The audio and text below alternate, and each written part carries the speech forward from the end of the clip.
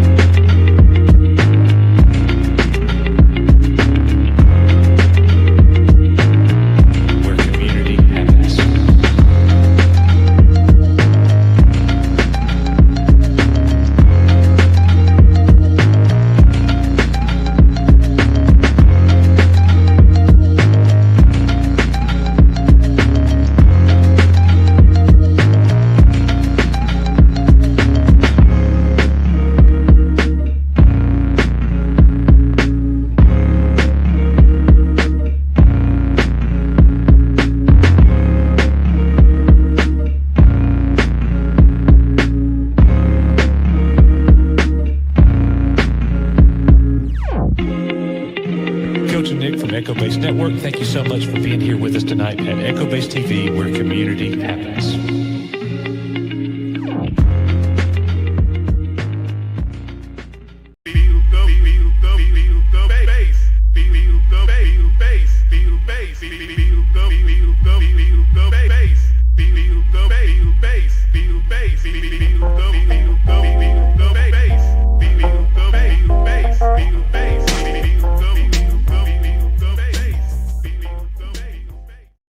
Well, hello, everybody. Welcome to our Thursday night live stream, the main show here at the channel. It is awesome to have you. We are honored by your presence, all 70 people joining us streaming tonight. I saw people like Venger. What is going on, Venger? And John Graber is here. Legion of Maul, Rogue Sarge, Malleus, Flecko Zoldi, Sodak Chopper, Tom F., Greg E., Ghost Fixter, Debbie Young, Lombardi 1969, Brandon the Anime Guy, Vincent Breeden, Bobby Morrow, Emily Kruger, Star Wars Mom, Rex, Dan Grissom, Daisy Blossom Flower Child, Andrew Wall, The Real Super Shadow. And let me see if I see anybody else that I've not called out real quick here. We also have Jedi Master Lawrence is here with us. We have Anakin Skywalker and Gabriel Knight and Snore. I hear you. We have Knee Pain. I'll catch up after this last meeting is over. Knee Pain with us as well. That is awesome. Guys, thank you so much for joining us. We're going to go through some Star Wars news here at the very top of the show. What is going on in Star Wars besides Andor? And then we'll start the whole Andor discussion. Man, it feels like it just started and now it's over. And it's gone forever. Many of you are disappointed that it's gone forever and it's over. And some of you are fulfilled, and some of you are waking up from a long nap, I guess. Anyways, thank you guys for joining us so much. We appreciate it. As always, everybody, I think that you know these things, but there are 4 ways that you could support us here on the channel. You could watch our Rachel Zegler content, and you can... You know, it's actually funny. My family is watching the Snow White movie right now.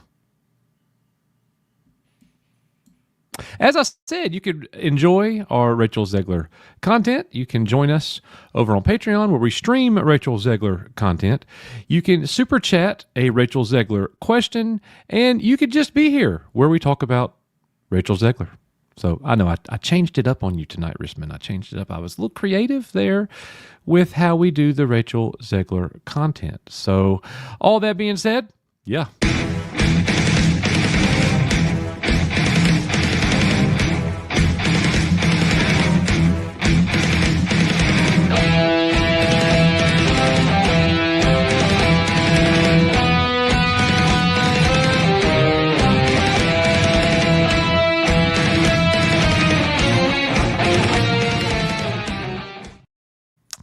Do you like your old intro? Do you? Which old one? You mean that one? Yeah. Yeah. Yeah. I mean, it's a little long, though. I don't know. I mean, It is kind of long, but kind man, of drags on. You know what I mean? it is jamming though. It is. You know, it is definitely. Hey, they want to punish themselves. That's up to them. I will tell you, we've been looking for something to watch, and I don't know why, but my oldest daughter, I was like, you trust me, right? And she said, yeah. I said, remember when you didn't want to watch Game of Thrones, and I took you through Game of Thrones, and you loved it, and it's like your favorite show ever? And she's like, yeah. And I was like, we're gonna watch another one. And she said, what are we watching? I said, just watch this first episode.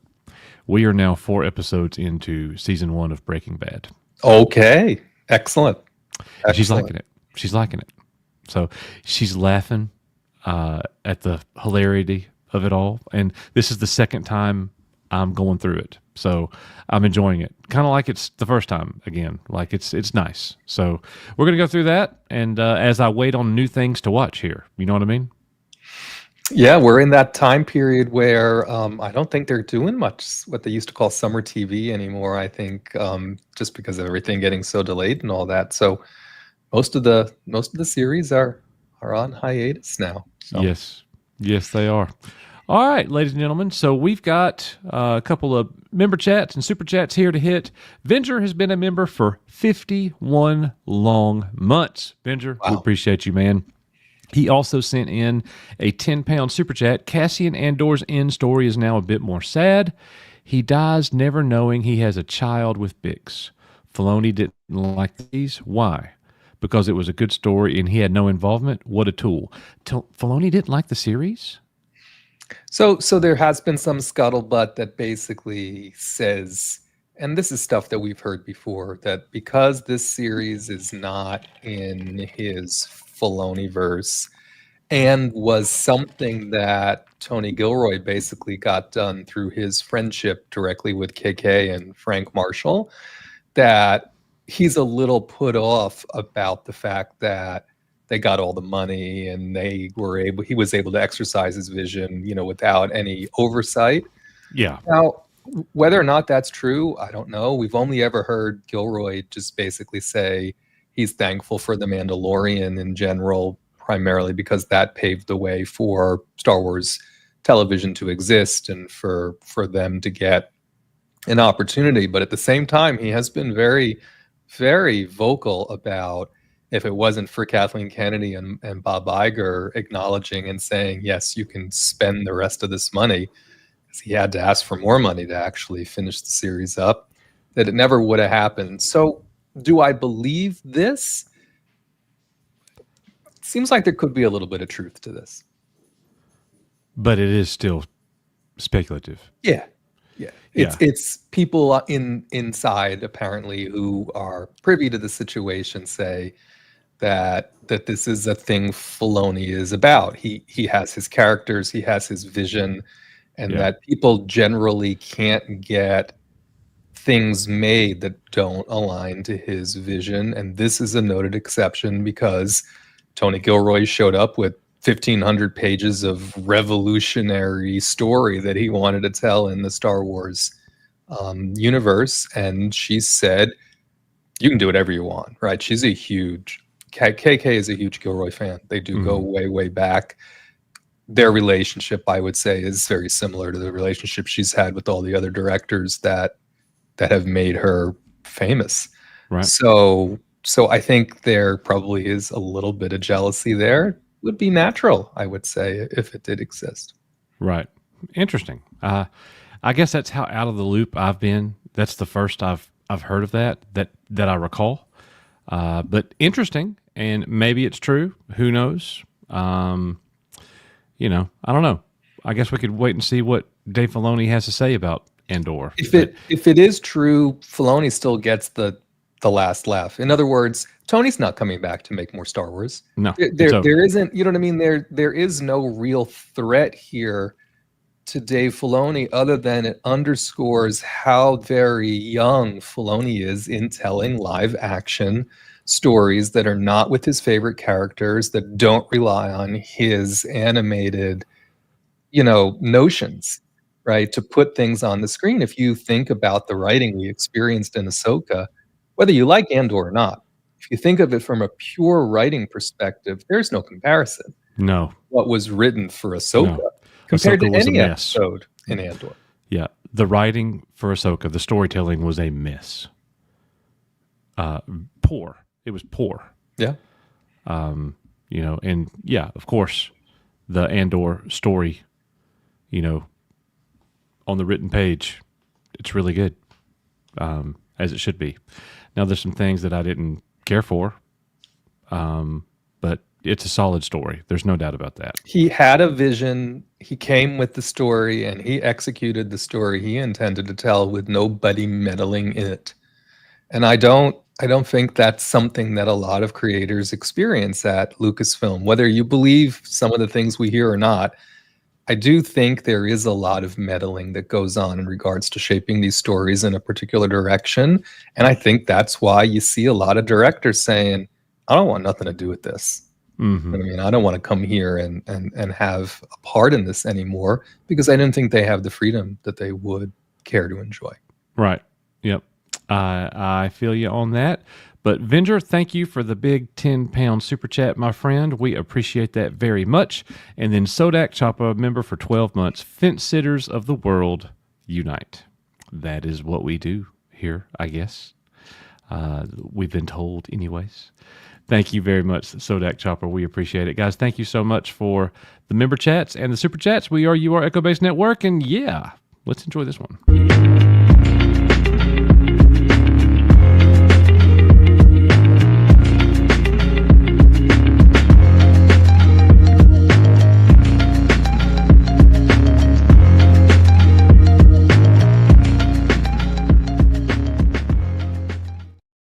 All right, real quick with a Grandmaster and Jedi Master roll call. Who is here that will be joining us for pop-ins to discuss Andor? Because we're going to throw that link out in probably 10 or 15 minutes. So let us know in the comments if you are a Grandmaster or Jedi Master and you're going to pop in. That is one of our member perks here for those 2 levels of membership. So hope that you guys can make it and discuss these things. Before we get there, we do have a little bit of news that we want to cover with you guys. First up, we've got a little Rosario Dawson paying tribute to George Lucas. And what is happening here, she's got her shadow here. We assume that obviously that's Filoni. This is Ahsoka here. They're filming Ahsoka season 2, and then we think this is what's her face that plays Sabine Wren. Yeah, it's Sabine.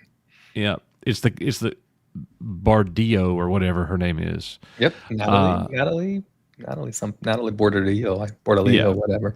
So that is her, and then this is the post that she made on Instagram, I believe. Happy birthday, George Lucas.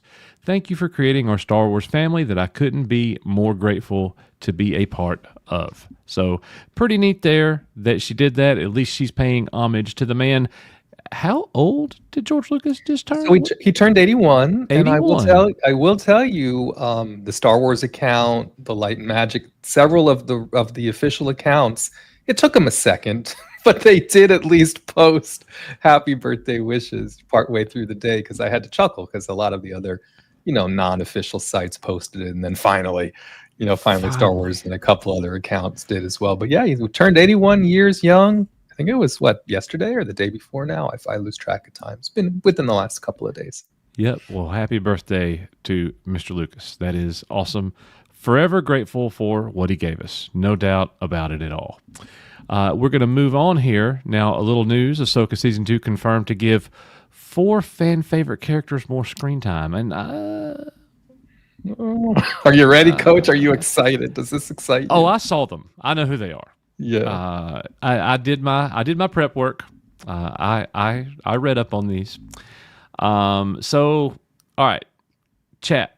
Who would you like to see more screen time of, or screen time at all, in Ahsoka Season 2? If you would like to give us any of those thoughts real quick before I scroll down and show you the 4 characters confirmed to get more time on the screen. Now in I think I Ahsoka season forget 2. one of the. I think I forget one of the 4 now. I can remember. There's one that made me very happy, but he had said based upon fan outcry, really, that Anakin, that would oh, be interesting. okay, yeah. But unfortunately, Anakin is not one of the 4. Oh yes, okay. Sodak. Yes, I was like, who was the 4th one? And I think Sodak Chopper just I reminded wanted me. to tell you, like, he's right there in the picture, bro. Yeah. Sodak Chopper just reminded Okay, me. all right. So we're obviously going to get more Thrawn. So that's going to happen. It's got to happen. Will that be a good thing? I don't know yet. There was some really, I don't know. People were really looking forward to seeing Thrawn in live action. Do you remember, people making videos like, oh my gosh, we're getting live action Thrawn, and people were hyped up about it. Just wasn't sharp enough, Coach. He just wasn't sharp enough. You're not being funny. You're being legit. You're being honest right here in your assessment. Yeah. I mean, because I was one of those people, right? Just right down to the whole them chanting and the music and everything. And then he was a little, what can we say? He was an aged Rebels Thrawn, right? I mean, he's exactly the kind of Thrawn I think you would have expected, or we should have expected Filoni to write. So on your point, what's he going to get up to when they get back to Dathomir and we're witching it again and all of this stuff happens? And then is he going to be portrayed as the Thrawn who just wants to rebuild the Empire? I mean, is that, because that's not really what Thrawn's about, right? I mean, so I'm with you. I'm a little bit pessimistic in regards to how they're going to treat Thrawn in season 2. Yep, I get it. But anyways, we're getting Thrawn. We'll see how that goes. Hopefully better than the first season. Next up, more Hera. This, I don't care. Yeah. I just don't care. Like, I'm not going into Ahsoka season 2 going, yes, we're getting more Hera. That's one character that I just, that just doesn't do anything for me. Yeah, the C-Man says it perfectly. Yawn. Well, and I'm with y'all. We got some Uggs. We got some of the, but I think what they're going to try and lean into is between her and Akbar, right? Really, really presenting themselves as sort of that naval, that naval presence, that space battle presence against Thrawn and his fleet. And the Akbar bit I could get behind. The Hera business, though, that's not the way I depict Hera, right? I know she's an excellent pilot, yes, right? But in that role of, I'm going to get you, Thrawn, or whatever. Now, maybe there's an Ezra, something happens with that. You know what I mean? I'm sure there'll be some story, something that Filoni tries to tell in regards to why that's the direction. But I think that's what they're doing, right? They're setting her and Akbar up to be sort of the rebel, or I guess now the New Republic presence against Thrawn and his whatever he's doing. If Akbar was one of these 4, that would be more interesting to me. It's a rumor. It's a strong rumor that they didn't put him here. Yeah. Of course, he just sat there and didn't say anything in the first season. So any more screen time they give him, maybe with some words would be. We were at the point where people were questioning if that was him or not. I had to look it up, right, in the trivia guide. He didn't say a word. Yep. At least when Radish showed up, they had Stephen Stanton. At least he said something in Andor, right? I mean, at least they didn't just put him there like, right. All right. Well, ladies and gentlemen, we're getting more Hera Syndulla. All right. Next up, Ezra Bridger. Gonna be honest, bro. I thought the writing was so bad, and I'm not quite sure I liked this guy's performance of as Ezra.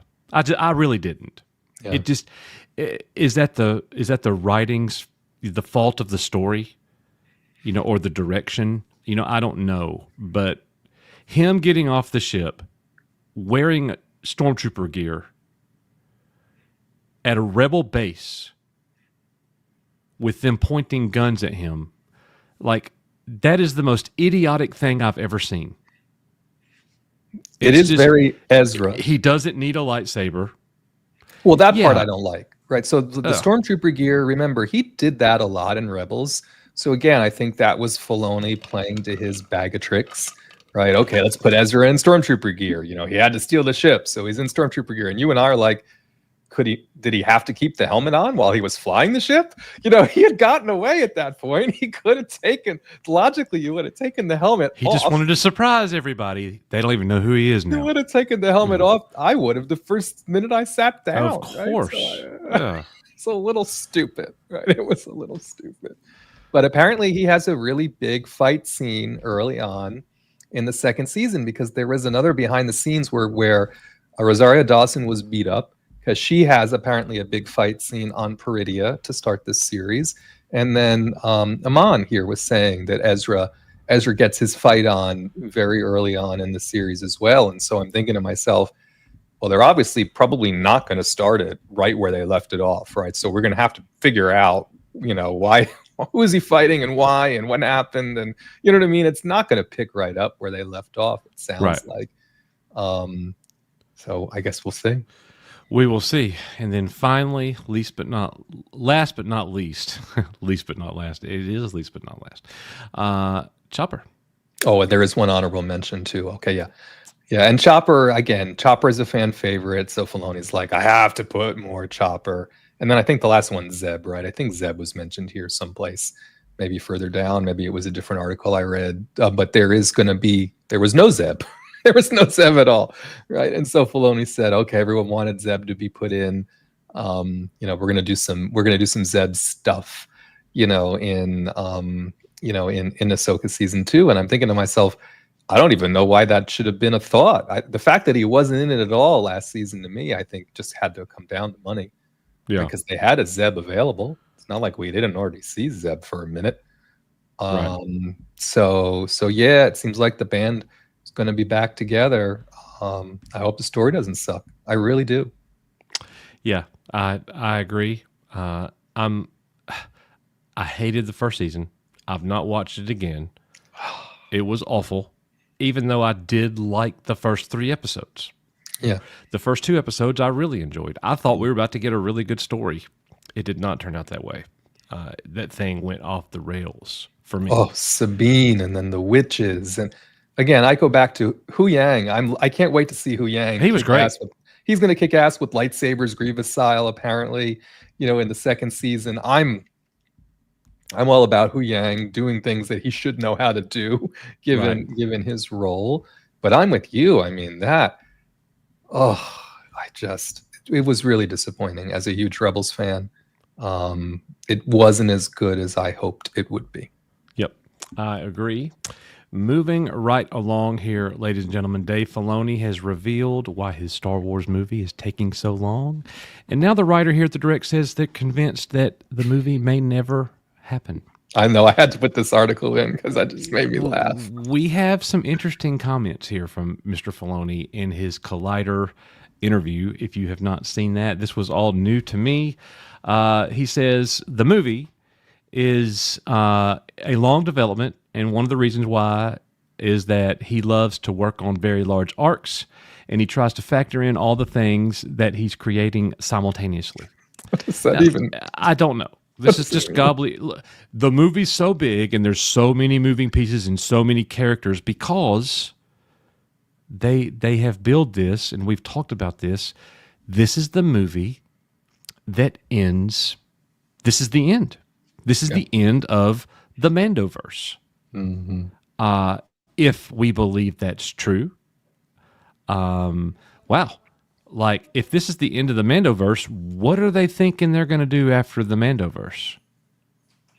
So you're telling me there's no more Mando, Boba Fett, Ahsoka, all the things that we've been getting in this setting.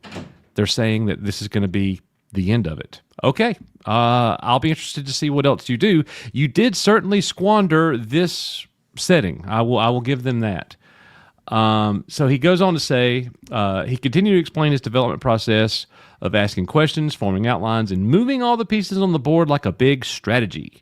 He says, I look at them and say, how do we do unique things? What are unique set pieces? Where is this story going? What is the point of this story? I ask myself these questions. I have general outlines and timelines for all these things, and I keep moving all the pieces on the board like a big strategy. That's the way I've always worked since I started on the Clone Wars. You keep the future in mind while working on the present. So right now, I'm on Ahsoka Season 2, and as those stories develop, it might change things that affect what's happening in the future. It's all a balancing act, but I'm constantly working at it, working out scenes, and I know several scenes and where they would go, so you kind of plug it in as you go. He's not really saying much of anything, Rissman. It makes it sound to me, and I think that's why the person who wrote this article sort of makes this conclusion, because it sounds like to me, through all those words, he really doesn't know, right? I think he has a general idea of how he wants to see some of these characters progress, and people in the chat have been saying it as well, right? They should, in some ways, in many ways, they should continue to drag it out, whether that's going to be other Mando and Grogu, focused features. Maybe there'll be another Disney Plus series after Ahsoka Season 2. Remember, the only other live action series that we know of that's going to exist forever at this point is Ahsoka Season 2. So are they going to put more Mandalorian type or that era content on Disney Plus at all? Is it going to be only movies? And by the way, if the Sean Levy movie is next anyway, which or the Starfighter movie, which they did confirm, right, for like 27, I think, or 28. But at any rate, the earliest then the Filoni movie could come is what, 2028, 2029? Who cares, right? I don't even think we're going to make it to Starfighter at this rate. You know what I mean? And it's a shame too that we just had Star Wars Celebration and you had no announcement for anything live action at all. We just know we're getting Ahsoka Season 2. Beyond that, we have no idea. We've not, and you know what? Finally, we've not been promised something, Rissman. Something that's not going to happen. Who knows? Maybe at a D23, right? They didn't announce anything at the investor business. They just had, Bob Iger talking about how confident that the quality was coming back, generally speaking. And he did, I think, mention the Starfighter business and all that, but he didn't say anything else. So maybe at a D23, on your point, maybe not at all. Maybe they're waiting to the 50th, right? I mean, the 50th anniversary of Star Wars is coming up in the not too distant future. They just don't seem like they're in a hurry at the moment. Maybe people will be patient. Maybe they won't, right? Your option is to wait or not, right? I mean, it's not, there's really no option. Yeah. No option at all. And we leave that bit of news to go to one even more disturbing. John Boyega saying basically nothing. I'm really excited about the Rey movie, and she's been given the keys to the franchise. Star Wars is about Daisy Ridley's character now, and I'm so happy for Daisy. I hope it happens. I hope they pull it off and it happens. And I'm just a subscriber and a fan, and I'm finding out about it just like everybody else. What are we talking about? Either it's a long-winded way of saying that he's actually in it, or honestly, I think he's just like the rest of us, right? He's like, is this movie ever going to happen? Right? Because it's the only movie. Goodness sakes, they announced a whole other movie with the Starfighter business and the Ryan Gosling of it all and everything. No mention of Rey, no mention of Charmaine Obaid-Chinoy. Again, the Kinberg trilogy is still out there. So I think they just ask him, right? Just like everyone else. They're like, are you going to be in the Rey movie? And I think he's like, well, I mean, Daisy, as far as I know, Daisy's in it.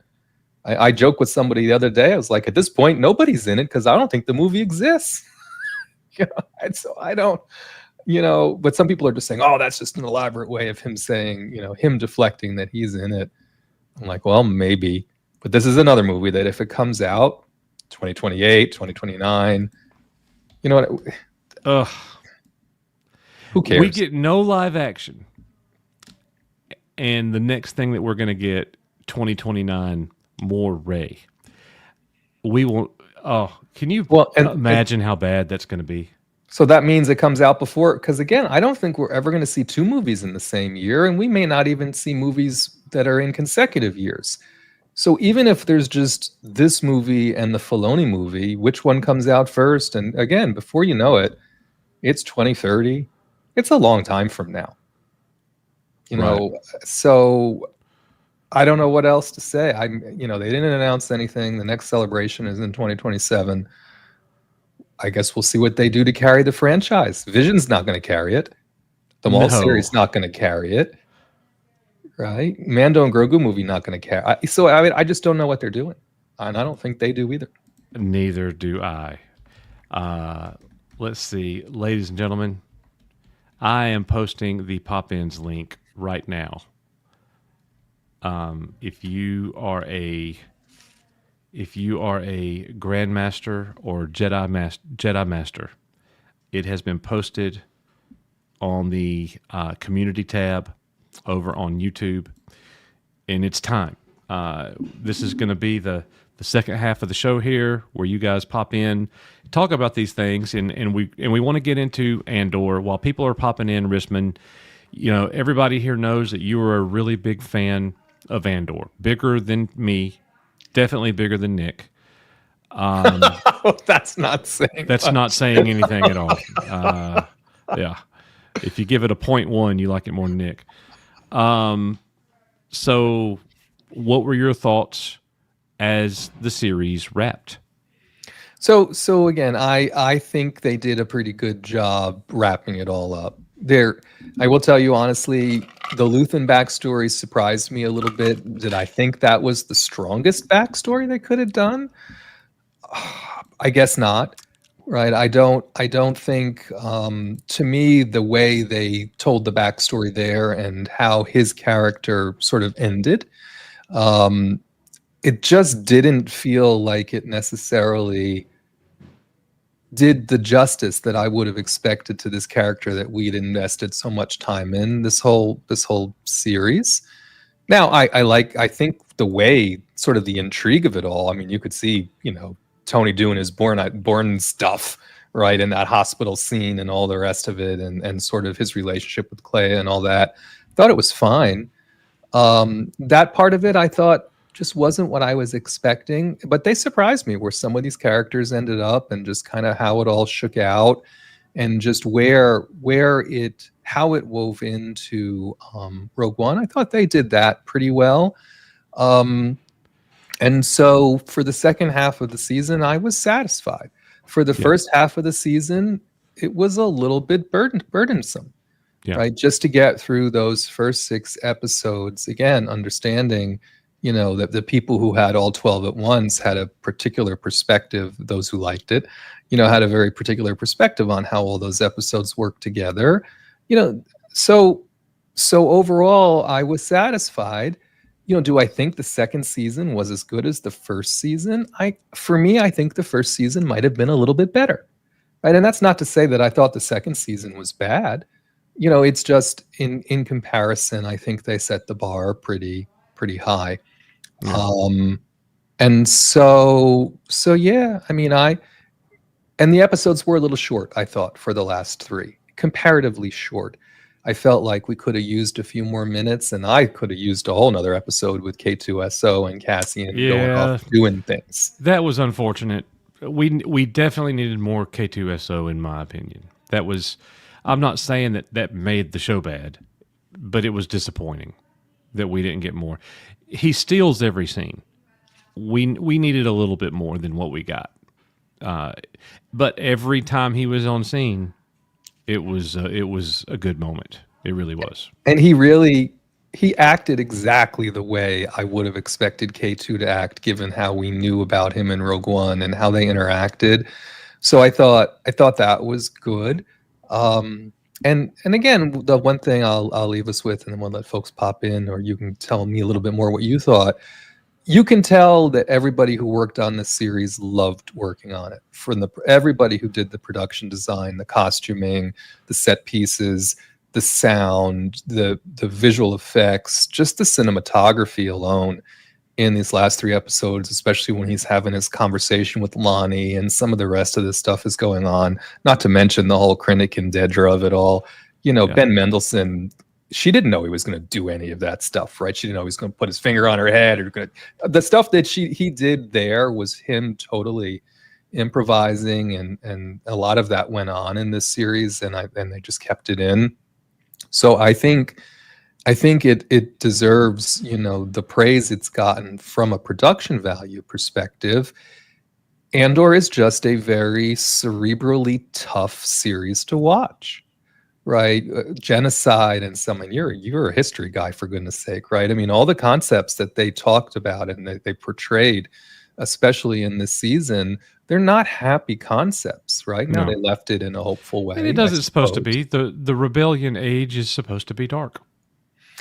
It was very dark. And so that's why you have to continue to say it's not for kids. This is not a pick-me-up. This is not, you know what I mean? This is not fantastical, right? You don't necessarily. How many suicides did we see in this film? Or attempted Lord help, suicides? more than we've ever seen before. Yeah. And they were happening, frequently this last arc. Only to be outdone with execution style. You know what I mean? Without Lonnie, they would have had nothing about anything. And as soon as Luthen was like, we're going to Yavin, you're going to Yavin, I was like, well, he's not going to last. He's not going to last past this conversation. Yeah. And then he didn't. Yeah. So yeah, I think this is something special just all around, from the money that they spend and everything. I don't think we'll ever get anything like this again, nor do I think we need to have anything like this again, right? I think this is something that exists in a moment in time, and then we're going to go back to the more cartoonish sort of skeleton crews of them all. And that's not saying that I thought Skeleton Crew was childish per se, but compared to this, it's night and day's difference. Definitely different. I've seen a lot of people posting on social media that Andor is the best Star Wars we've gotten under Disney. What are your thoughts on that? So it's very hard for me to compare Andor and The Mandalorian because they are just two totally different things. Well, which one do you enjoy more? Well, by enjoy, I would have to say Mandalorian seasons 1 and 2, right? Because it has that levity, right? It has that, that little bit of something where you can just be whisked away, and it's just not that deep. You know what I mean? It has that buddy cop, space western, let's go out and do silly things. You know what I mean? And it's just not that serious, right? Yeah. Whereas Andor, on the other hand, it's overly serious, and it requires a lot of you as a viewer to be there and bought into it. And this is why I think it hasn't really gained the mass appeal that maybe they would have hoped it did, because it's not appealing to the masses, right? It appeals to a very specific viewer base. And so I think it's the most professionally done thing that they've put on Disney Plus from a Star Wars perspective. I agree with that too, but I enjoy Mando seasons 1 and 2 more than Andor.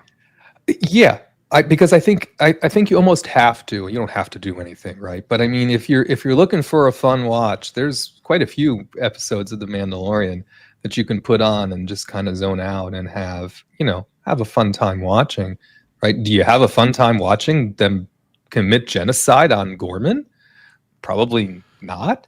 Yeah. Right. But I mean, the episode is beautifully done, but it's not fun.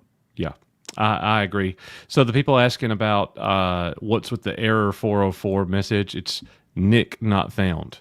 That's what we're talking about. I saw him in the chat. I think I seen him in the chat. He popped in the background for a second and never came into the show. I have no idea.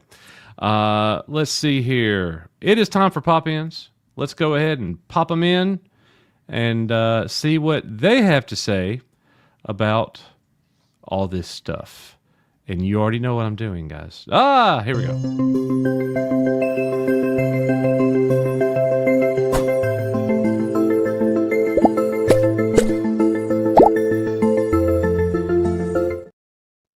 All right, up first we have Mama Bear, and we also have Sodak Choppa. That have is Chopper for literally real. Chopper. Now, Mama Bear is driving. I don't know about this. Oh no. Why don't you pop in later, Debbie? Okay. Hey, You want me to go first? I'd rather wait. you want to wait? Okay, you wait. All right. Sodak Yes. Chopper, you are up, sir. What's going on?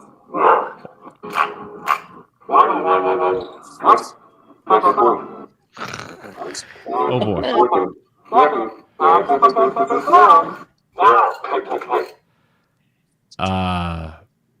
Oh yeah. I don't know. I don't know what to say here. We need subtitles. We need subtitles, Chopper. Chopper says no subtitles. It's gonna be that kind of pop in, Coach. It's gonna be that. I'm gonna get my partagraphs. I'm gonna get my partagraphs meme ready. Oh my Gotta collect my thoughts here, Coach. goodness. Yes, let me collect my thoughts. I have here. a moment to collect my Oh, thoughts. he's backing up now. Chopper, go back there and get that rake and look, go there's- do some oh, yard there's work. a droid. There's a droid too. Well, Chopper, it is great to see you. I need to see Sodak, Chopper. Hey, all right. That's awesome, dude. That is awesome. Hey, there he is. There he is. doing, All guys? right, man. That was an epic intro right there. That was good. Yeah, he's been a lot of fun. Yeah, look at this chat. Am I high? Not high enough. Not high enough. Apparently. All right, so tell us, Andor has wrapped. We got a Yeah. long wait before some more Star Wars, but how you I feeling thought the now last that it's three- over? The last three were awesome.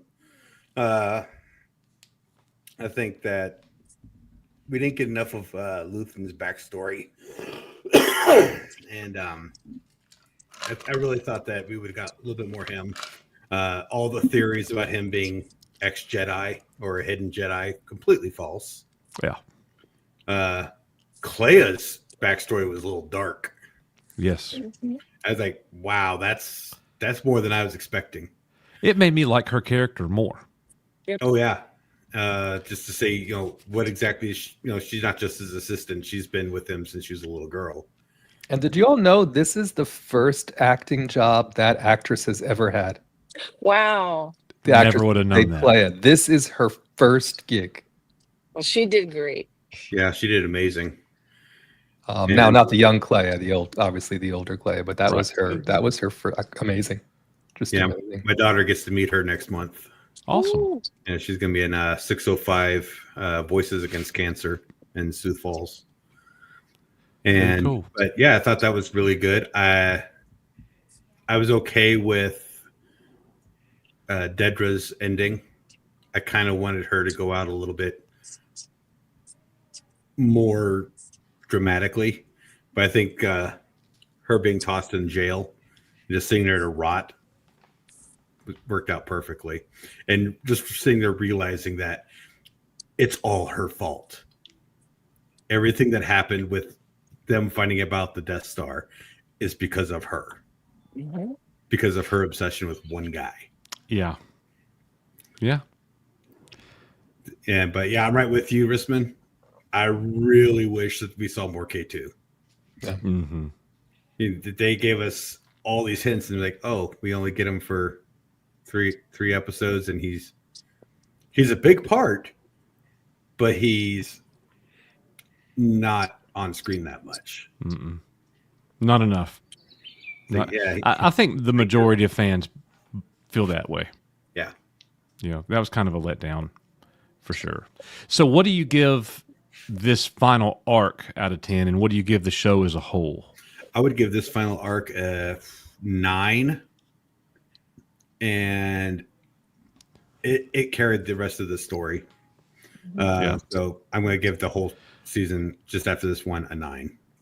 I'm going to say some pretty disagreeable things. You go ahead Chat. and disagree. You'll be wrong. Yeah. That's fair. That's fair.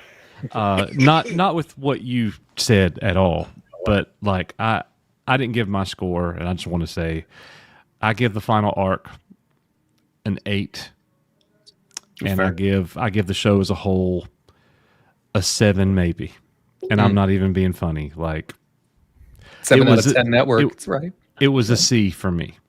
That first week, him being stuck on Yavin with a bunch of Yahoos really dragged down the entire first arc.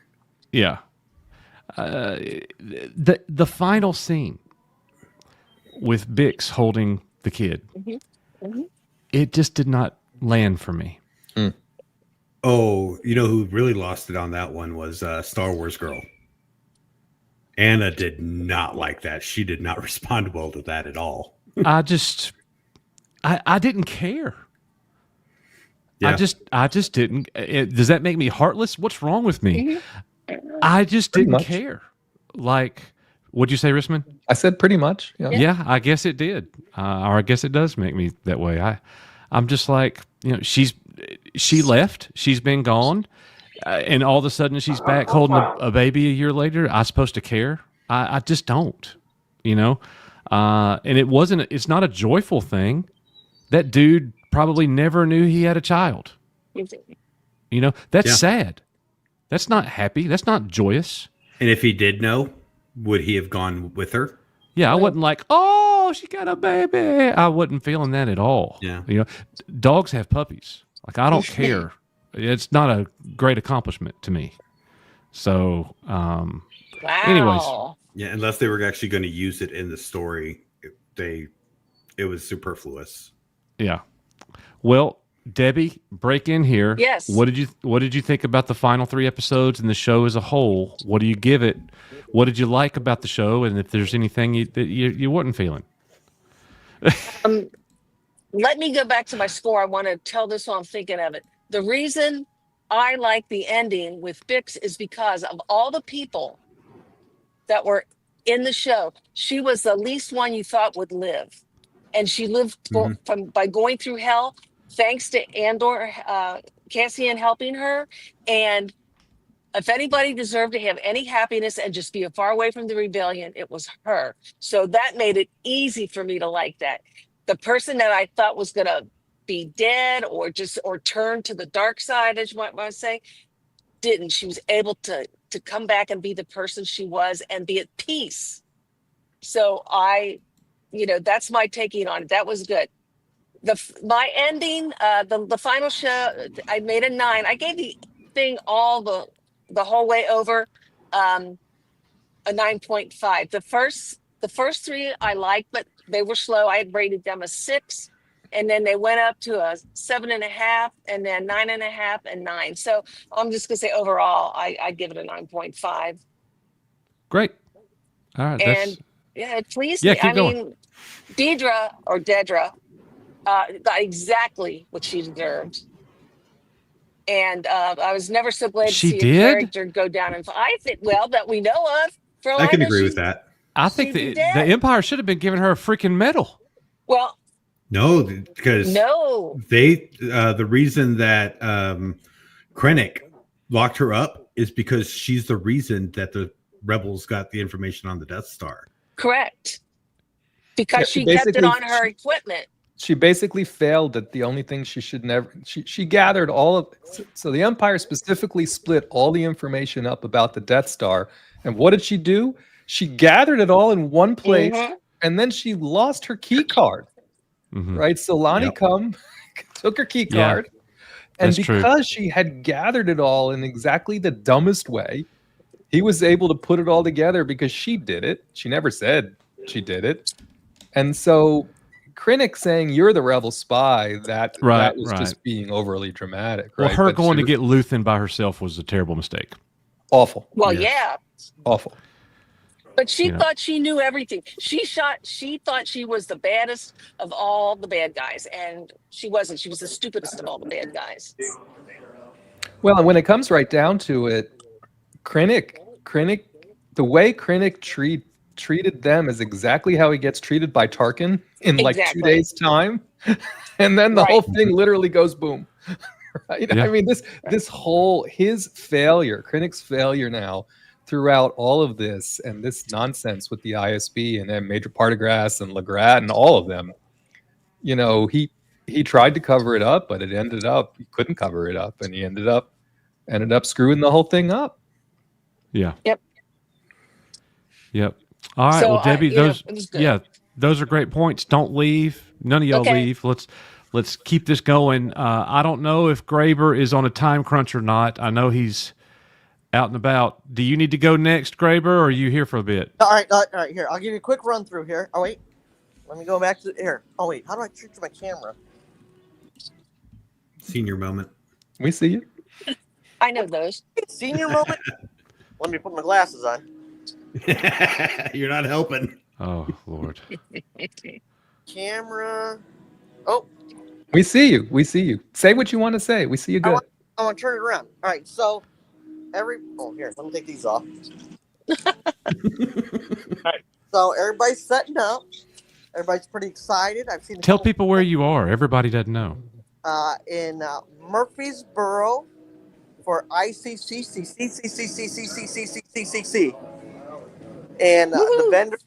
All right, so here's the setup table. Well, you can't see it. All right, I'm gonna turn my phone around. Tell me if I got it moving around. Everybody's setting up. Yeah. All the toys. That's me.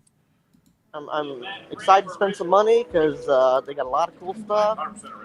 Oh, you know pan what? back to the right. Pan back to the I right. know. I knew what Coach wanted to see. Oh my gosh. There it is, Coach. There it is. That's a USS How flag, much? ladies and gentlemen. Yeah. Oh yeah, I knew as soon as it went by. The dude's looking at us like, what? We see your flag. I might buy a Sky Striker actually, which I'm really trying not to get back into GI Joe because that's just another expense. You know, they made a G.I. Joe Big Wheel, John. Oh, look at that! This is a nice. You got it, Richmond. I did. I don't know if he can hear us though. I can what? He said they made a GI Joe Big Wheel. I had a big wheel, and that was a great thing. I had the Knight Rider big wheel. I had a green machine. I had a Mr. T Big Wheel, But yeah, a lot of stuff. Everybody and I set. pitied all the fools. Oh, here. Oh, you know what? Everybody wanna. This is a big celebrity guy or whatever. Look, he's all super. Look at that. They got it all closed off. 'Cause he's All right. We see black curtains and empty chairs, John. Would you like to tell us about Andor? I give it. All right. Here's what everybody probably wants. That would be incorrect, but go ahead. Okay. Oh, look at that. He's got some nice figures. You're on the YouTube. Oh yeah, EBN. They're great people. Hey, ask him what he thinks about Andor. Oh, did you watch Andor? Yeah. I have not. He has not. Fake fan. No Star Wars toys. Was that Nick? Was that Nick there? Wow. You're gonna get my ass kicked here. Here's all the select, all that. Oh look. Ken, what are you drinking, Ken Scott? Man, I'm having a John-sponsored and provided old-fashioned. That's right. Oh wow. Oh, nice. It's not an old fashioned unless I set it on fire. Oh look, there's a Teenage Mutant band. Looks like a Lego on that man. All right. What else? Very What else cool. you want before I get off here? Because I'm sure you guys want to talk about other things. I want you to tell me what you thought about Andor. I'm conflicted. I will give it a 7 out of 10. I really liked it. Just two things: the scene. That's all I'll say, and the drug use. He's not over that part. I won't get over it. No. Yeah, I understand. Yep, All right. that's cool. Anything else you want to see? Otherwise, I'll get off here and continue on. All right. All right, well, that's John. good. John, thank you for popping in and showing us some ICCC footage. And hope you have a good time out there, man. Let us know. We'll see some of you this weekend. Absolutely. All right. Stay All safe, right. John. Yep. Richmond, Later. I'll buy you a ticket if you want to come. I'm just saying. No, I appreciate it. Appreciate it. Loser. Later, guys. You know it. You All know it. right. Bye. Bye. Bye. Teddy Andor. Tell us, Ted. Give it to how's us. it going? Hey there. All right. Everything Hey, working let's do this guessing thing again. I don't know why I didn't think about it earlier. Oh, we got to guess. I'm going to say the final arc. Ted gives the final arc a 9.25, and the show overall, I'm going to say an 8.25. Ooh, I don't think Ted's. Very- I think. Actually, get it? yeah, I was gonna be very close. I was actually gonna go positive tonight. Wow. yeah. I was not predicting that. Overall, for Disney Star Wars, keep that in my Disney Star Wars. It was Sure. excellent. For Disney Star Wars, it was excellent. It was great storytelling. So much. He put so much effort into telling the story that he wanted to tell. Tony Gilroy did a great job. I went and, like many people did, after finishing watching Andor, went and watched Rogue One, and you can kind of see how it dovetails into it and how things mesh together. And it puts Saw in a different light for me in Rogue One, because you see him and he's just kind of all crazy and he's just freaking out because Jen shows up and all this stuff. But I mean, look at it from his point of view. Everything came together on that day. That Rogue pilot showed up. Jen Erso showed up. Everybody showed up on that day. And he's been working with the rebels and all that, getting it together. I don't know. I could fanboy over it. I thought it was a great arc. And just going to go positive on it. I think it was a great show. I think they did really well. We need the numbers. Oh, my numbers. A 9 overall and a 9 for the arc. An 8 overall. Yeah. I was real close. You were close. I just because I like to round down. I just keep it simple. I understand. Oh yeah. I totally. Well, I mean, you went with the closest whole numbers for me, so that means I was the winner tonight. Well, that's good. It's good that you enjoyed. Enjoyed that. Now, if we could have seen some more K2, would have been nice. Yeah, the score probably would have been a little bit higher for me. And then B2 was he was barely shown at the end. Yeah, he's still around. Here he is. Blah blah blah. He goes off and plays. Really? Yeah. He's never going to see Cassian again. I mean, him and Cassian had that bond. You saw how him and Cassian were together. Is as close as him and K2, and they just never just left him out. Yeah, poor guy. Just dropped him off. Guy. Just dropped him off with Bix and her kid. So this show probably would have been a lot better and more well received if it had happened a few years ago. Yeah. Yeah. There's been a lot of time between Rogue One's premiere and now.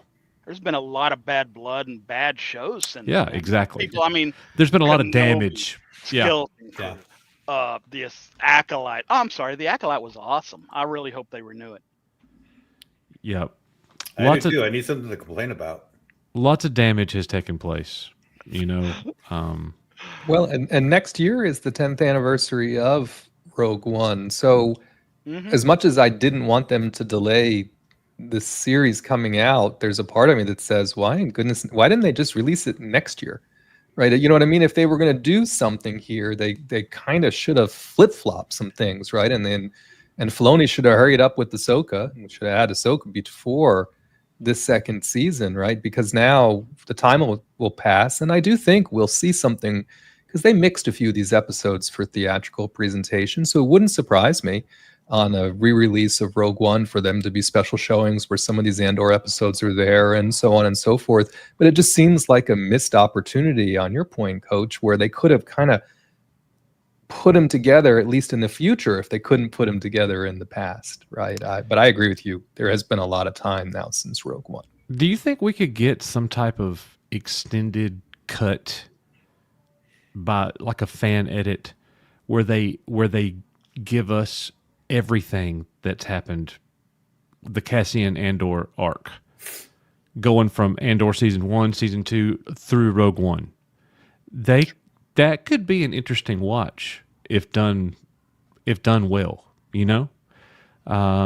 there's just been so much time between all that, so did anybody go right after watching the last episode right into watching Rogue One again? Yeah, I know a lot of people who have. Yeah, I just watched the final episode 2 hours ago. I didn't get to watch them yesterday. Anybody else notice the the problem that they ran into with titling of that one BBY. It's supposed to be 1 year before the Battle of Yavin. There was a little bit of timing, yeah.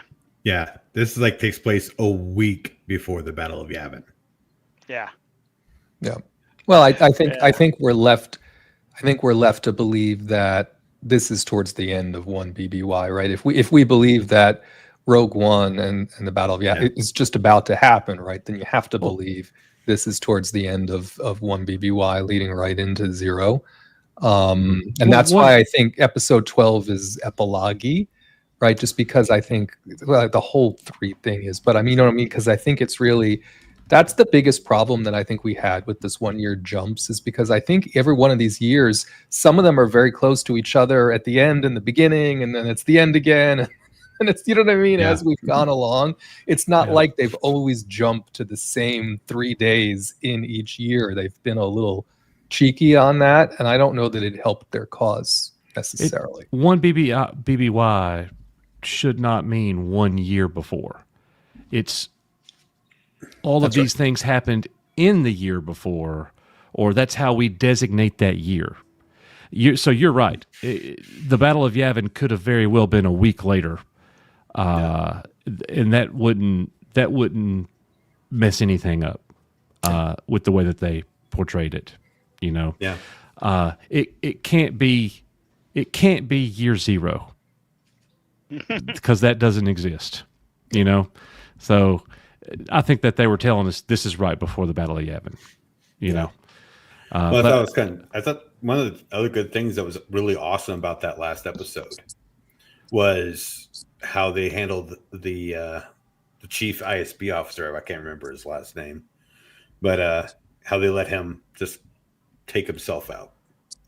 Oh, that was Pattergast, the major. Pattergast. Yeah, he was listening. Yeah. I know the guys on EFAP love him. Well, and he was listening. I didn't really think he was listening to it. When the Nimitz Manifesto came on and we heard him talking, I thought they're just bringing us back. And then the door opened and he was actually listening to it. And the most ironic thing is he's like, I wasn't able, basically he said, I wasn't able to contain this sickness at all. Remember, he said the whole purpose of the ISB was to make sure this kind of sickness doesn't spread.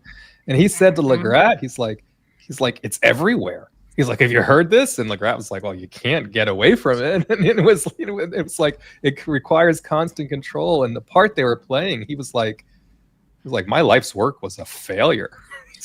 He's like, let me collect my thoughts. And then it was boop. It's like, oh gosh. It's kind of like how that one Pretty dark guy like turns to the Stormbreaker. It's like, let's give it a second.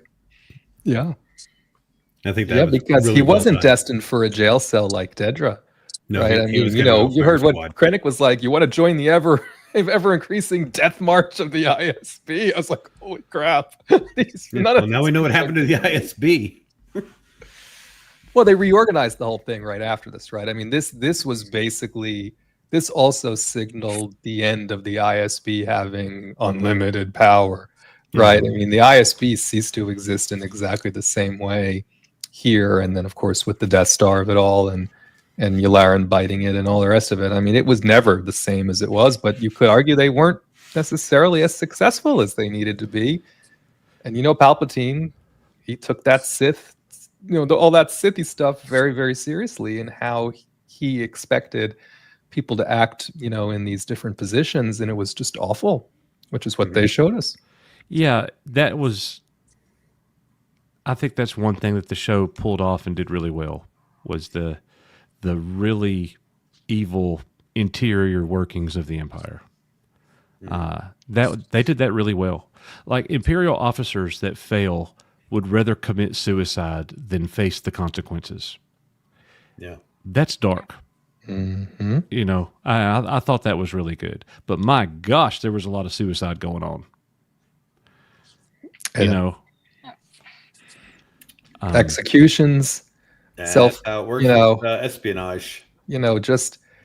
but you're right, Coach. I mean, that it wasn't like, you have a corporate job here and you screw up, someone gives you a slap on the wrist. Maybe you'll get worried about being fired, right? There, you're worried about being dead. I Yeah. mean, there was no room for What a job. there was no room for Yeah. just screwing it up a little bit, right? Well, even for Luthen's Awful. spy, he's like, "Oh, I got to get out of here. I got to get here." He's like, "Oh, you're going to get out of here in a body bag." Yeah. Yeah. So Luthen was what did pretty y'all think ruthless with about that that? guy. Yeah. What did y'all think about how he died? You mean Lonnie? Lonnie, On the yeah. bench? I think they did it well. That was Because- just so disappointing. I get it. Yeah. That poor guy. But they didn't even let us know for sure who killed him. Oh, there's no doubt it was Luthen. Oh, It was Luthen, you Luthen. think? Oh yeah. Yeah. As soon as Luthen said, "We'll both go to Yavin, you'll love it there. The jungle is Yep. great," I was like, Setting him up. He's not making it another minute. Mm-mm. It's not making it at all. But the saddest thing I think about Lonnie is, Luthen basically kept him in line by threatening his family all these years. Oh, how's Yeah. your daughter doing? And I think about her often and all this stuff, right? And so Lonnie, for all the time that we've been dealing, all the 5 years, he was waiting to get out, right? He was like, all right, finally I've got my end game. Yeah. And then Luthen was like, okay, thanks for everything. And then he kills him. And so still his family was left with nothing. Right. Just hard. Left with nothing except for missing a husband and father. Who may or may not have gone down in history as a rebel spy. Not only did they lose him, but it seems they may have lost him in disgrace on Yeah. top of Yeah, everything for else. sure. Not to mention Perrin. Did you all catch Perrin with the Yes. with the wife of his son-in-law's His son-in-law's wife, mother. mother of his son-in-law? I was like, what is going on? Let's try to here? figure out who's this bimbo. Yeah, that was Skulden's wife. Oh, no. So we were led to believe somehow, for some reason, Perrin starts carousing with the And why do we care? I'm glad He my deserved mother that. left him. I am too. She Yeah. probably left, and that's the best he could find. I mean, honestly, that scene was kind of funny. Yeah. Yes, it was funny. Seeing him with his drink Miserable. with her, that was kind of Yeah, funny. but her passed out, and he's like, "Oh, I need some more." Yeah. Yeah. Yeah. Oh gosh. I don't desserts. know. I don't know. Hello, John Cousins. Good to see you, man. Good to see you, my friend. So, yeah. So what do we do now, guys, that, the series just started, it's over, and if you're talking just Star Wars, we're waiting a while. Like, it's going to be a long wait. So Next year. there's no way that we're going to be able to have just Star Wars live streams. Like, we're going to have to be able to branch out and talk about some other things. So is there anything else that you guys are looking forward to that's going to be coming out sometime? Superman. Okay. Oh, that last trailer. I thought that last trailer was very good. You didn't like it, that Richmond? they changed? It's not that I don't like. It's not that I didn't like the trailer. I didn't like the fact that they're just regurgitating all the teasers over and over and over again. And the only thing that I got new out of this trailer was a very impatient Clark Kent / Superman getting surprised by Lois in some interview that he really didn't expect to have. Right. So I had a bit of a negative reaction to the trailer just because I'm already over Crypto. And again, Crypto has to be in it, and we know he's in it. Okay, fine. But I don't know anything more about the story now than Oh, I I did do. before the trailer. Well, they're saying he's not. He's like a what am I think? I can't think of the word. A gangster, going out on his own and just killing people. Vigilante. Vigilante. Vigilante. Thank you. And it's just the opposite. And I think that Lex Luthor has something to do with that, because they at that one point they say he's an it, or not a human, an it. So that I mean, he's been on Earth for a while, so I don't think most people would do that unless they were trying to turn it against him. So I think that's where that's headed. So to me, that's what it brought out. Like, oh, there's behind the scenes is all these bad kaiju and whatever coming out, and it's mainly to make him look bad.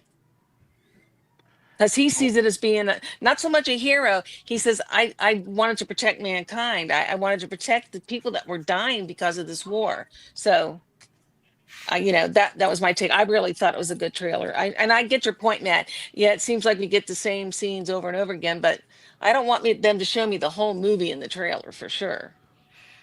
Yeah, I hate that too. Maybe I'll perk up on it. Right now, I'm more excited to watch the Karate Kid movie that's coming out Me soon too. than I Me am too. the Superman movie, to tell you the truth. Oh. Yeah, that's going to be good too. DC's been saved. Shaquille O'Neal is now a co-owner of DC. The photo leaks for He-Man, the live action. So far, it looks okay. It's supposed to take place on Earth, and he's forgotten who he is. But I've seen him with the pictures just flipping the sword around. It's like, no. From what I've heard, it's like he grew up on Earth and he didn't know who he was growing up, and then like he comes into it, he grows, into it. It's puberty, and he becomes He-Man, So that's heck of a puberty there. That's a hell of a My puberty was completely different. I wasn't like that at all. A lot of embarrassing times in class where you're like, no, I can't stand up and give a presentation right now. Yep. Guys, if y'all don't mind, let me hit these member chats and super chats real quick. Knee Pain with a $5 super chat. I only saw the clips from reviews, but that was enough for me. This is not Ezra. It's a guy with dark hair that is force sensitive, talking, of course, about Ezra Bridger in the Ahsoka series. I agree. It just didn't work for me, but sorry it took so long to get to it, Knee Pain. We really appreciate the $5 super chat, my brother. Thank you so much. And then Andre F. with 200 something from somewhere. Andre, we greatly appreciate it. It's very simple. They don't want to acknowledge that there's no way forward with the Rey timeline. That's not agreed. Zambukis. Yeah, Right. Zambukis. Can't acknowledge Hadn't heard that in a minute. Argentinian pesos. Okay, awesome. Thank you so much, Andre. So, but yeah, I agree with your sentiment there. There's nowhere to go. That's going to be more of a decline if that's what they do. But thank you so much for that super chat. We appreciate it. Chad Admiral Thrawn, member for 15 months. Andor, 86 is 2 cops, leaves baby behind, good morals. So this and I think it might have been Sodak who mentioned this, but I've seen both viewpoints on this online. I've seen the good on Bix for not swaying his opinion by letting him know she was pregnant and further indicting his ability to support the rebellion by just going off and hoping that after that was done they can reconnect. I've seen that viewpoint, and then I've seen she's the worst thing that womanhood's ever seen. How could she not tell him she was pregnant? She never gave him the choice to know his kid. She went off and made that choice. You know what I mean? I've heard both perspectives on this, and she didn't know he was going to die. Well, she didn't, right? But she knew that he was participating in things that were dangerous, so she didn't. Well, I don't think she expected him to die literally the next day. I think she knew that chances were probably pretty good that he might not survive what they're asking him of. And all I know is what Gilroy had said on this topic, and he's like, I put it there to show hope.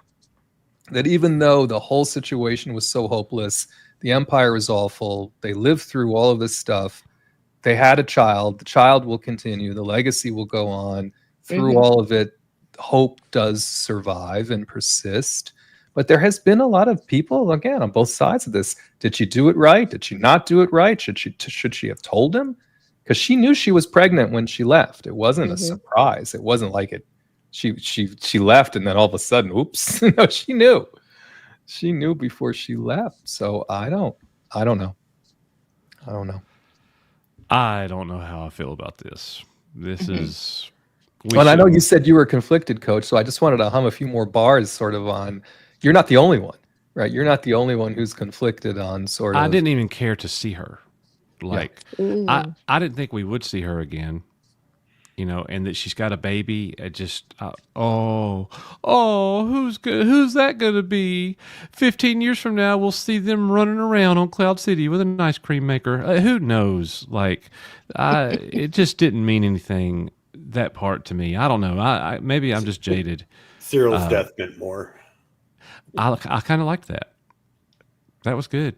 That whole scene was good, but for the show to end with Bix holding the baby, A happy ending to many, not to all. yeah, That's why. They It know was how a many little times they say long. Star Wars never has a why happy is ending. that the ending to Andor? Right. Like, what? Yeah, It just didn't feel like that should be the ending to the show.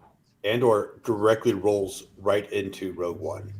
Correct. Yeah. So we don't, and most people already know what happens in Rogue One. So Never heard of Yeah. it. Yeah, I don't know. I you know, probably a lot of people disagree with me on all that. I'm just telling you how I felt when I was Oh, watching it. you are. you know. I'm telling you honestly, my friend, you are not the only one who was like, this was a weird choice for It ending. just felt out of place. That I get it. Send him a postcard, holding the baby or something. You know. Well, and to make matters even worse on this point, just before all that happened, Vel says to Cassian before he goes off on the mission, she says, "You know, you should reconnect with Bix." And he's like, "Well, she's safe, isn't she?" And Vel was like, "Yeah." And he's like, "Well, she's safer than she would be with me," and blah blah blah. and he's He's right. like, "After all this is over," he said, I'll maybe I'll look her up. Maybe I'll now, reach out." so that part I like. And she his- goes, "Don't delay too long," because she knew where she was. She knew that she was, you know what I mean? This was her way of sort of trying to influence him, I think, a little bit. Yeah. They knew where she was. This was not, they're spies, for goodness sake. This is not a secret. Right. You know what I mean? It's not like, Yeah. and by the way, she went back to the only place she's ever been before. I mean, it's not Right. like she really snuck away. When she went, you know Yeah, what I mean, when they pan to their location, we see Cassian's droid right away. Mhm. You know, so he shows back up at the very, very end with the girlfriend apparently. So anyway, I don't know. Well, the girlfriend, the B2EMO had a little friend, but the lady that you saw with Bix was Brasso's girlfriend or wife. Oh yeah, Right. Was there at the table also. So Love it interest. is interesting that Bix went back to Mineral, considering what happened to her the last time she was there. But I think she probably figured that Cassian would return to B2EMO if nothing Mhm. else. Right. Yeah. So, you know, the one thing I think they did good at the end was they showed how they formed a community at Yavin and how these people sort of became a de facto family. You even saw with Mon Mothma and Vel, right, sitting at the picnic table eating rations, right? And that's something that I don't think I expected. I think a lot of us expected just all these people to die, right? They weren't in Rogue Exactly. One. We didn't see them later. I think there was an assumption that they would all die.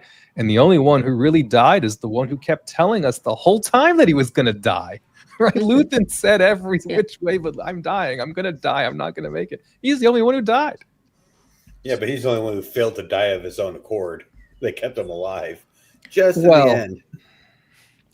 Again, I don't. He failed to die on his own. Yeah. I mean, the best thing about that whole thing was when she was pushing that granny along in the in the wheelchair, and the granny's like, The "What?" ET granny. you know, this is a good thing here. Like with so many of us hating what Disney has done to Star Wars. Right. There are a lot of fans, original fans of Star Wars that predate Disney, that feel that way, and they're happy with Andor. Like Darth Regulus here, no complaints, and I hate Disney Star Wars, so I'm glad for you. That's good. I feel the same way there. I don't feel like watching this show was like a betrayal of Star Wars to me. No. You know, I don't feel like they tried to preach to me. I don't feel, offended as a Star Wars fan. I don't think this is the kind of thing that I don't think that this is the kind of thing that George Lucas would hate. I think that he'd probably enjoy that. Yeah. I don't know. I'm just guessing. So that's a great, thought there. But thank you, Chad Admiral Thrawn, for the member chat. Scott Westbrook has gifted 5 EBN memberships. So if you receive one of those, please give him a big thank you. And thank you very much, Scott, for doing that. Rebecca Seelinger, Becky the White Snake, with a $2 super chat. Hope that you have fun at the ICCC. We love you very much. And then Andre F. with another super chat says, Coach, the ending was not for the Andor series. That is why it is so disconnected. It was an end for Rogue One. And yup, it felt weird. It's interesting. I definitely agree. It did feel a little weird. But I guess, for some of you guys, that it had a lot of meaning and you liked it. Risman, you haven't really said how you felt watching the ending with Bix holding the baby. Like, was that a meaningful scene to you? Did you think that was a good send-off for the series? Yeah, I think, but on this point that Andres is making, I totally get it, right? And the same point you were making, actually, it was, since we know how Andor's story ends, right? And we know that he basically leaves it all on the table, literally, for the rebellion and the Death Star, and dies on Scarif, just in a way that when we saw Rogue One, so many people died in that movie. That movie is almost, with the exception of the Leia of it all at the very end, that movie is bereft of a lot of hope because almost all the main characters perish. Yeah. So the point of her there at the end was, I think, just to make his sacrifice even more tragic, because again, he didn't know about the baby. He didn't reach out. He didn't do all the things he could have done. I waffle though on the choice for it to be the very last shot. I don't know what else they would have done. Maybe the last thing they could have done was show him approaching the Catherine and actually getting ready to land, right before he goes to see Tivik, just to give a little something else. But again, Gilroy has said he wanted to leave it, in his opinion, on something that was hopeful. The fact that they were still able to have a child and life goes on, and they would, they would ultimately vanquish the Empire. For me, I think it was much more meaningful, and I wish they would have brought the John Williams music out of the credits and brought it into that end scene. Right. You had to watch until like the 44-minute mark, right? And to get the John Williams end music from the medal ceremony and all of that as an additional, remember, this ends in a very good way in regards to the rebellion in the Empire. So I understood the decision, I guess, Coach. I probably would have liked for them to do something else after that so that it wasn't the final shot. That's just me personally. Yeah. I'm sorry, Debbie, I cut you off. No, you're fine. I mean, I agree with what you're saying, Matt, that most people think a baby's always a great new beginning.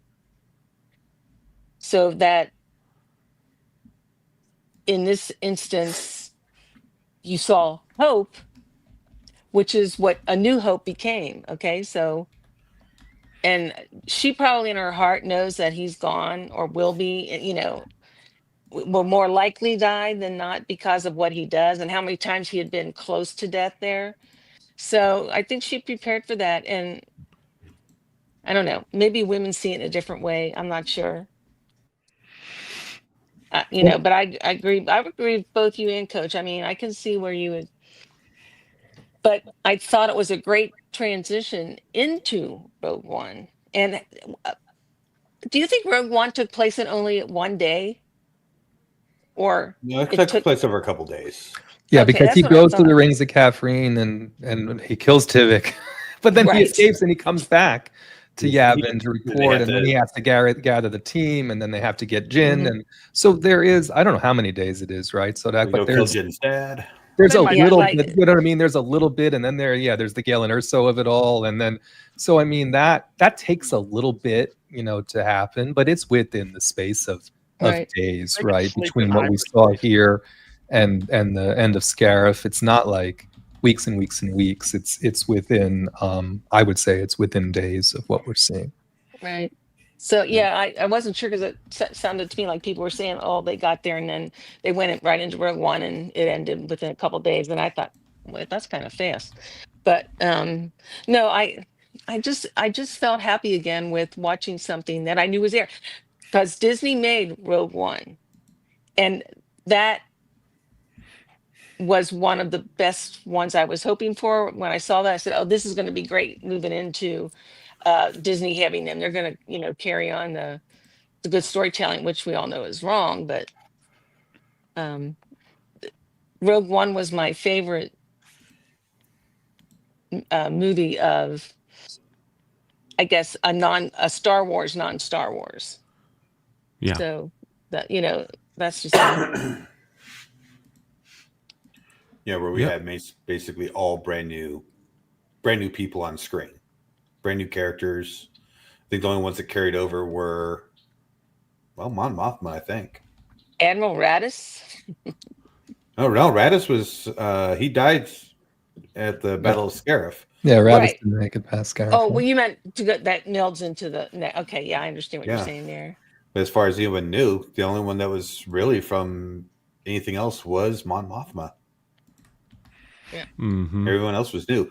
But I kind of think it was a little bit of a misnomer calling this series Andor, because he's only about maybe just over 25, maybe 33% of the story. It's literally he wasn't even in the 10th episode at all, not for 1 second, not for a minute. And I just think I think maybe Star Wars Rebellion would have been a better title for this series, but they had to have their titular character in there, which didn't work very well for Solo or Ahsoka. Yeah, well, that's because they have the same guy playing. Kenobi. It makes a big difference. And they hinted Boba Fett. Yeah. Talk about someone shortchanging his own series. Yeah, Kenobi. But one thing that I thought that they were going to give us a little bit more on, and they really hinted at it, was the sister arc or the sister story plot. They gave us one little hint of a dream, and that was it. Because everyone was asking, what about the sister? The whole thing started because he was looking for his sister. Well, that's the point. That's exactly the point of the sister, because they finally, Gilroy was like, he was in some interview. He's like, all right, I'm going to answer the two questions everyone's asking. One was, what happened to Kino Loy? And what happened to Cassian's sister? He gets those questions a lot. And in the end, she was just a MacGuffin.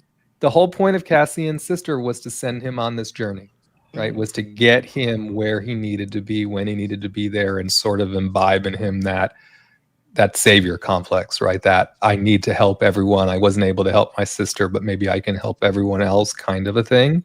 And so I don't think Tony ever intended for him to find his sister, because if Andor did find his sister, then the series would end, right? So I think there was some purpose there that some of us found frustrating, because it was very central to the first season. But again, I think it was just a plot device to sort of send Andor down this path. And then for Kino Loy, he was like, why would I bring him back? I mean, he ended in a very perfect way. He said, I don't want to undo any of that. To have him just show up at Yavin all of a sudden and be like, hey, I made it.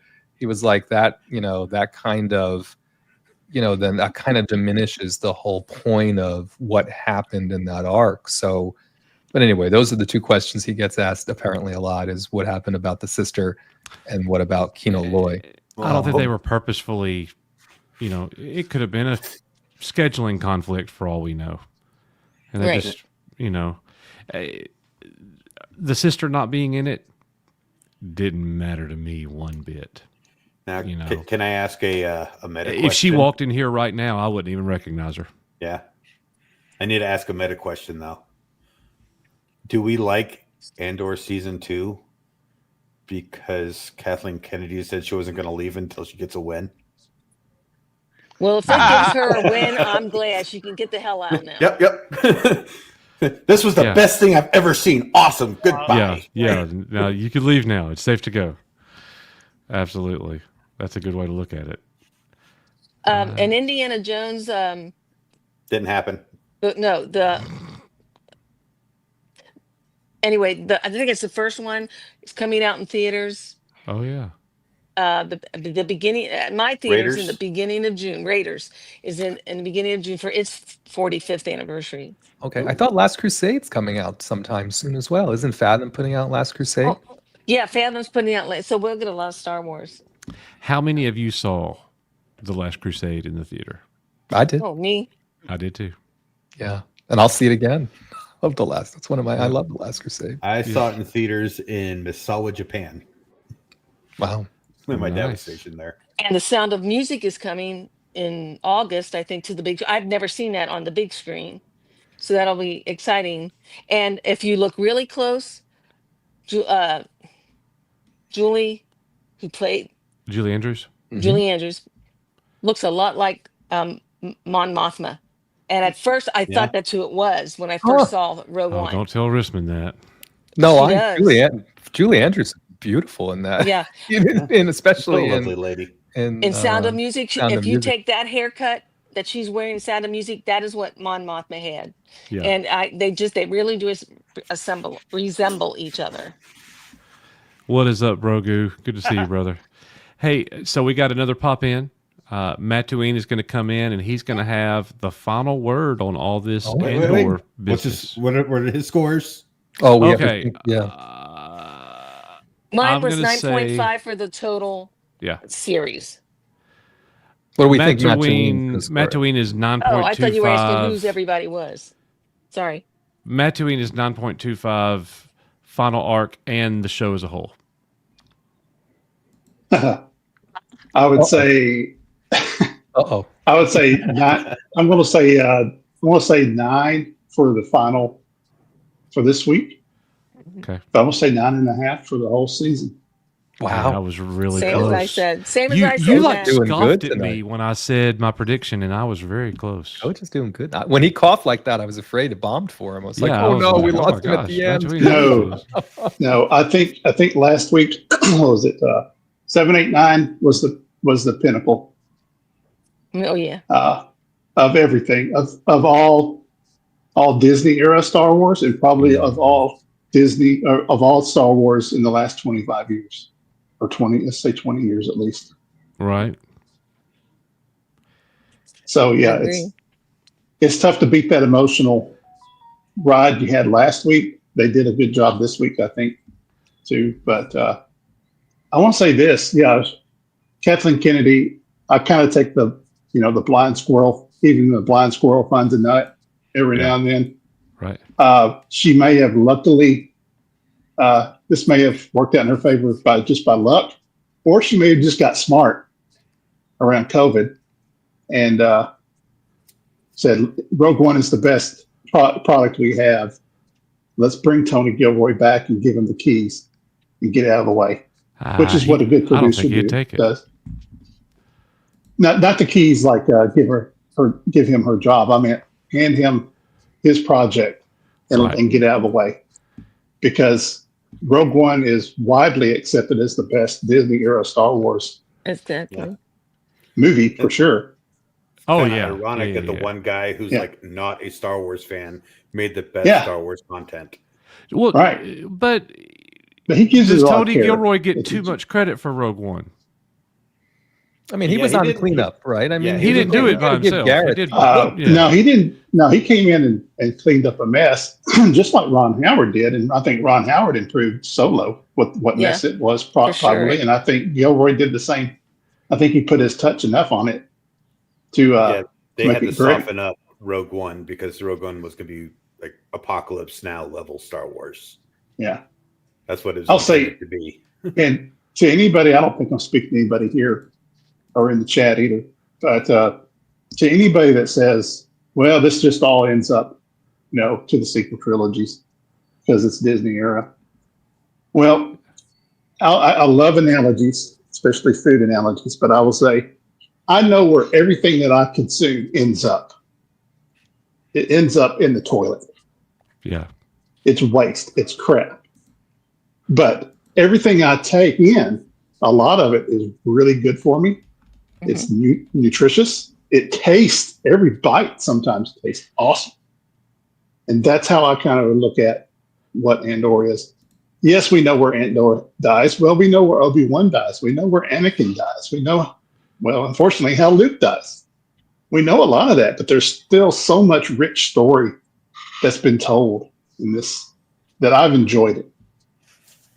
regardless of awesome. Me too. where the new canon is. So take that approach to what you're viewing. There are things you can enjoy, and I think this is the best evidence we have of something we can enjoy.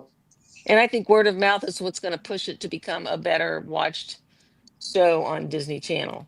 Just like with movies, Yeah. sometimes the word of mouth gets out and the people say, oh, I'm going to go see it. And I think going back to why there's only one movie after this Ahsoka mess is going on and after Mando and Grogu movie, there's only really one movie that's been as solidified as we can verify. I think that's a good thing if they've learned their lesson to focus on quality of what the fans enjoy and give it time. Mm. We don't need something every 6 months. Yeah, they said, we're not in pre-production. We are, development. We're ready to start production. Yeah. Which is so they've got it going. That's all we've ever gotten from them is, we're pre-production or we're in development with this story. Right. We're fixing to. Yeah. And then now they're saying, oh yeah, no, we're starting to film. We got to go. Yeah. Okay. Well, I'm in Nashville tonight, picking up Rogue Sarge early in the morning or tomorrow morning at the airport and heading to ICC. Awesome. Right, awesome. Well, you all have a great wanted time. to go to that. And I will be there with you in spirit. Mad that I have to miss it, but I got things going on at home that I have to stay around for. We'll miss you. You guys have fun and stay safe. Next year. Yep. Absolutely. Yeah. Y'all have a good time for sure. All right. So look, that's a good round of pop-ins. Everybody liked it. I gave it a 7. An 8. 7 out of 10, Coach. Wouldn't expect any less. Yeah. Hey, that's a passing grade in high school. Yeah, let's take bets on what Nick gave it. Well, Nick doesn't even show up for his own streams, so he's over on Matt Cave's streaming right now. Final Fantasy Rebirth. If you want to see Nick, go to the Matt Cave's channel. He don't come to his streams. So, all right, Graph Web with a $2 hashtag cancel Disney Plus super chat. So we appreciate that very much. The most consistent man on YouTube. All right, guys, I'm gonna give you guys one final word. Whatever y'all want to say, shout your channel out, or any last thought on Andor or Star Wars moving forward or whatever. We're not going to wait until the next Star Wars whatever before we do pop-ins again. We'll take a few weeks off and then we'll break the pop-ins back open. Maybe it'll be a movie, like some big movie that comes out, like a Superman or something. We're definitely going to want to kind of keep up doing the member pop-ins more often, and not just wait for Star Wars shows to come out. So with all that being said, Sodak Chopper, we'll go to you first. We'll just go around. There we go.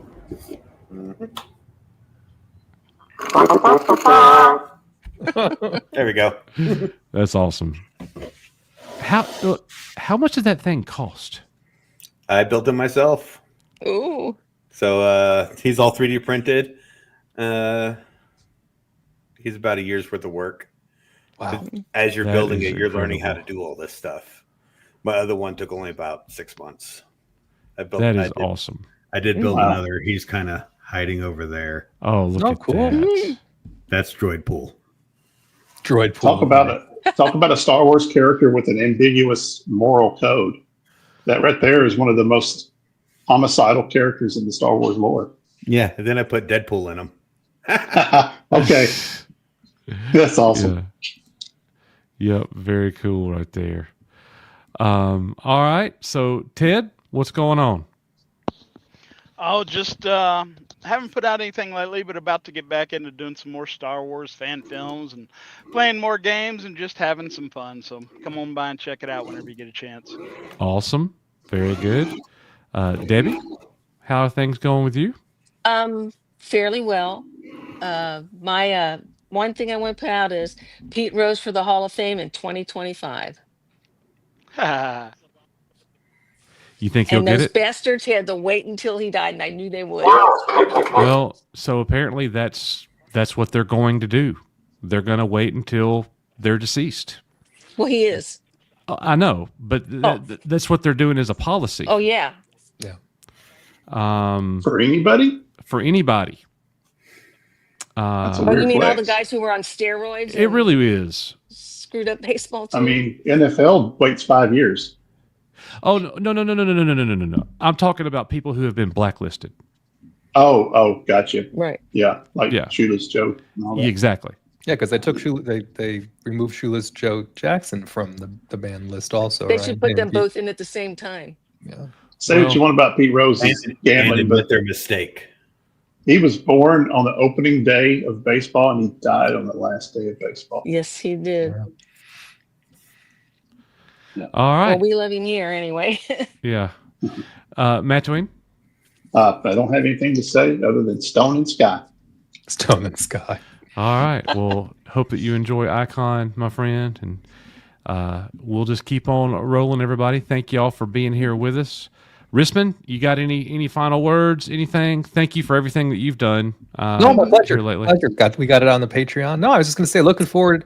Although I know some of the reviews have been less than glowing, looking forward to Tom Cruise next week. Right, the last Mission Impossible movie is opening a week from now. So I hope he's certainly been out doing all kinds of Tom Cruise things here the last little while. So I hope he goes out on a high note in the movie. So for me, that's my next big thing to look forward to, at least theatrically. I agree. And when I sign off here tonight, I'll be watching Breaking Bad season 1, episode 5 with my kiddo, and I'm excited about it. You know, she's waiting. She is. Guys, love y'all. Love you all. Thank y'all so much for all being here. Everybody in the Be chat, safe, guys, members at the popping Icon. in. Thanks. Yep. We will see you guys next time. Take care, everyone. Bye-bye. Coach and Nick from Echo Base Network, thank you so much for being here with us tonight at Echo Base TV, where community happens.